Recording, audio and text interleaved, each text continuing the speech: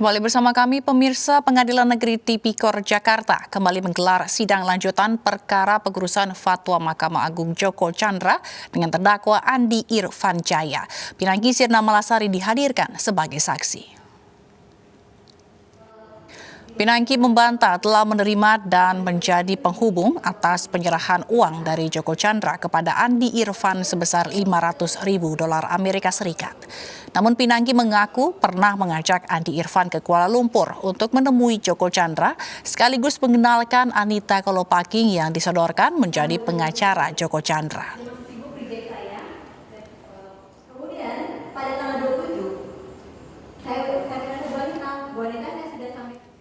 Peringati Hari Anti Korupsi Sedunia, Presiden Joko Widodo meminta agar semangat memberantas korupsi tidak boleh padam demi melahirkan generasi anti korupsi. Peringatan Hari Anti Korupsi Sedunia digelar dengan protokol kesehatan ketat.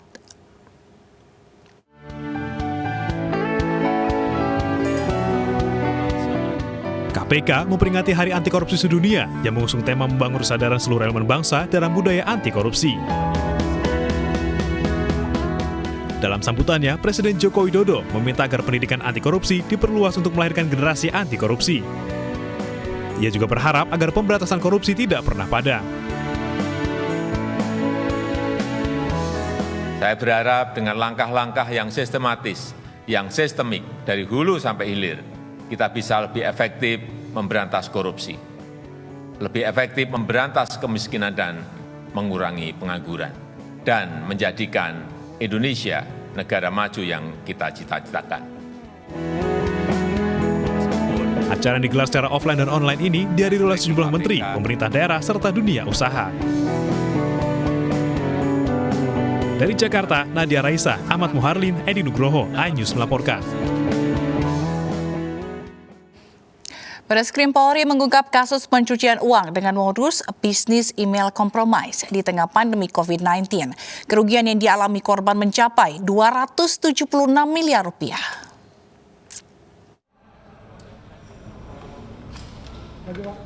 Bareskrim Polri mengungkap kasus pencucian uang dengan modus bisnis email compromise, sebuah kejahatan lintas negara di tengah pandemi COVID-19. Ada 3 kasus yang terjadi di Italia, Belanda, dan Jerman. Ada pula kasus yang terkait dengan investasi dan dana terjadi di Argentina dan Yunani.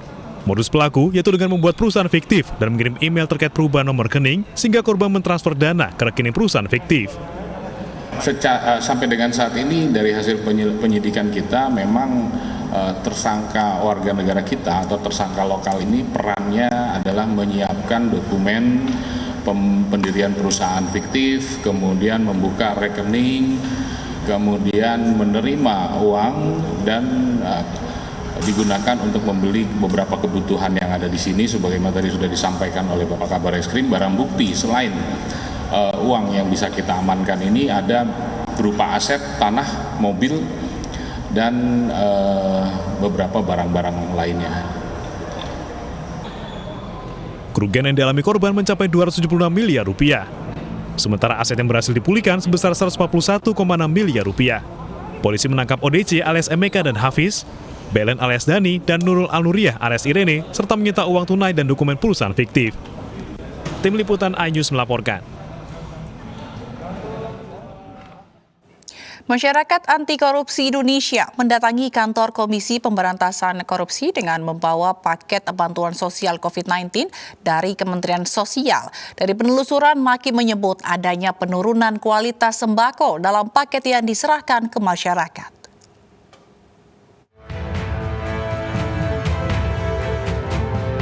Masyarakat Anti Korupsi Indonesia atau MAKI mendatangi kantor Komisi Pemberantasan Korupsi atas kasus dugaan kualitas dan harga barang terhadap bantuan sosial yang diadakan oleh Kementerian Sosial.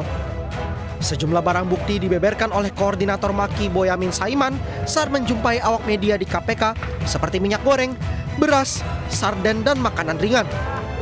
Dari hasil penjumlahan yang didalami oleh MAKI, terdapat Rp188.000 per paket dari anggaran bansos Rp300.000 per paket.